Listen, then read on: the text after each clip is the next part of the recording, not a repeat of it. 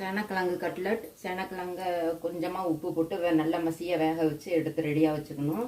அதில் வந்து வெங்காயம், இஞ்சி, பூண்டு, கொத்தமல்லி, கருவேப்பிலை, மிளகாய் பொடி, பச்சை மிளகாய் பொடியாக அரிஞ்சது, கரம் மசாலா, சாட் மசாலா, இதெல்லாம் கொஞ்சம் வதக்கிக்கிட்டு அந்த மாவில் கிழங்குல கலந்துடணும். அதுக்கப்புறம் பொட்டுக்கடலை மாவு, பொட்டுக்கடலை மிக்சியில் அரைச்சி அதையும் இந்த பொடியையும் இந்த கிழங்குல கலந்துக்கிட்டு கட்லட் ஷேப்பில் இப்படி போட்டு எடுத்து சாப்பிட வேண்டியது தான். ரொம்ப டேஸ்ட்டாக இருக்கும். நமக்கு அந்த வளவளப்பு தன்மை இது வேண்டாம்னா கொஞ்சம் ஒரு ரஸ்க்கும் அதில் சேர்த்துக்கலாம். ரொம்ப ரொம்ப டேஸ்ட்டாக இருக்கும். இது அது மாதிரி செஞ்சது தான். நீங்களும் செஞ்சு பாருங்கள்.